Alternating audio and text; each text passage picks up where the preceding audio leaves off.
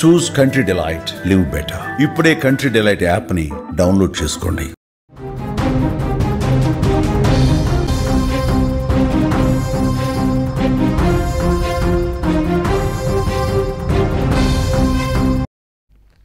Breaking news చూస్తున్నాం. Senior journalist come anchor స్వేచ్ఛ మృతి కేసులో పలు కీలక విషయాలు వెలుగు చూస్తున్నాయి. చిక్కడపల్లి పోలీస్ స్టేషన్కు పూర్ణచంద్రరావు వెళ్ళినట్లుగా తెలుస్తోంది. స్వేచ్ఛ మృతికి పూర్ణచంద్రే కారణమంటూ కూడా స్వేచ్ఛ తండ్రి ఆరోపణలు చేస్తున్నారు. ఈ నేపథ్యంలో కీలక లేఖ విడుదల చేశారు పూర్ణ.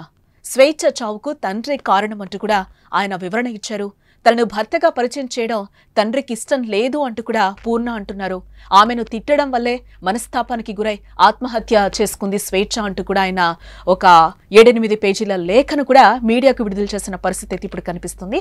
సీనియర్ జర్నలిస్ట్ యాంకర్ స్వేచ్ఛ మృతి కేసులో పలు కీలక విషయాల్ని మనం చూస్తున్నాం. స్వేచ్ఛ మృతి వెనుక ప్రియుడు పూర్ణచంద్ర ఉన్నాడు అంటూ కూడా స్వేచ్ఛ తండ్రితో పాటు పలువురు ఆరోపించారు. ఈ నేపథ్యంలోనే పూర్ణచంద్ర నాయక్ కీలక లేఖనైతే విడుదల చేశారు. ఆ లేఖను కూడా మనం సుమన్ టీవీ స్క్రీన్ మీద చూస్తున్నాం. ఆమె తల్లిదండ్రుల కారణంగానే ఆమె చనిపోయిందని, తండ్రి గత 2 రోజుల కిందట ఆమెను తిట్టడం వల్లే మనస్తాపానికి గురైంది, అందుకే ఆత్మహత్యకు పాల్పడింది అని కూడా ఆయన ఆ లేఖలో క్లియర్గా పేర్కొనడం జరిగింది. తనను భర్తగా పరిచయం చేయడం స్వేచ్ఛ తండ్రికి పూర్తిగా నచ్చలేదని, దీంతో తన పరువు పోతుంది అంటూ కూడా స్వేచ్ఛ తండ్రి స్వేచ్ఛను గాయపరిచేలా మాట్లాడాడు. తట్టుకోలేక ఉరేసుకుందని కూడా పూర్ణచంద్ర ఆ లెటర్లో రాసుకురావడం కూడా మనకు కనిపిస్తుంది. ఇక పాప అరణ్యనైతే తను బాగా చూసుకున్నానని, వారిద్దరికి ఎలాంటి లోటు లేకుండా సంతోషపెట్టానని కూడా పూర్ణ చెప్తున్న పరిస్థితి కనిపిస్తోంది. గతంలో 2 పెళ్లిళ్ళు చేసుకున్నా కూడా స్వేచ్ఛ చాలా డిప్రెషన్లో ఉండేదని, తన మానసిక స్థితిని తానే సాధారణ స్థితికి తీసుకొచ్చాను, చాలా వరకు హాస్పిటల్స్ తిప్పాను, యాంగ్జైటీ నుంచి కానీ డిప్రెషన్ నుంచి కానీ తనని బయటకి తీసుకొచ్చాను, దానికి సంబంధించిన ఏవైతే డాక్టర్ ప్రిస్క్రిప్షన్స్ కానీ ఆ టెస్టులు చేయించిన డాక్యుమెంట్స్ ఏవైతే ఉంటాయో అవన్నీ కూడా ఇంట్లో ఉన్నాయి, మీరు చూడొచ్చు అని కూడా పూర్ణ లెటర్లో క్లియర్గా రాయడం జరిగింది. 5 లక్షలు ఖర్చు చేసి కూడా అరణ్య హాఫ్ సారీ ఫంక్షన్ చేశాను, అరణ్య చదువుకయ్యే ఖర్చులు కూడా నేనే భరిస్తున్నానని కూడా ఆ లేఖలో పూర్ణచంద్ర రాసుకొచ్చిన మాటలైతే మనకి కనిపిస్తున్నాయి.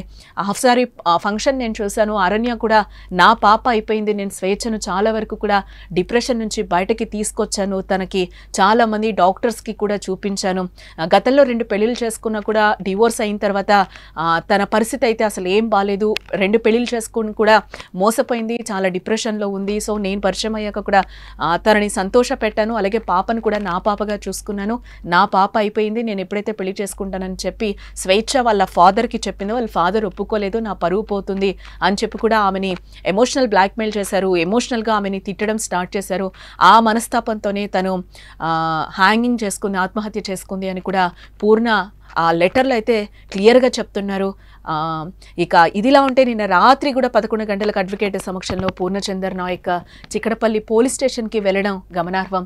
అంతేకాదు తాను నిర్దోషిని అని కోర్టులో చెప్పే నిజాలు ప్రజలకు తెలియవు కాబట్టి అందుకే మీడియాను ఆశ్రయించారని పూర్ణ రాసిన లేఖ ప్రస్తుతం సంచలనంగా మారిందని చెప్పుకోవచ్చు. ఆ లెటర్లో కూడా ఆయన క్లియర్గా మెన్షన్ చేశారు, నేను చాలా బాగా చూసుకున్నాను స్వేచ్ఛను కానీ పాపని కానీ అని కూడా ఆయన చెప్తున్నారు.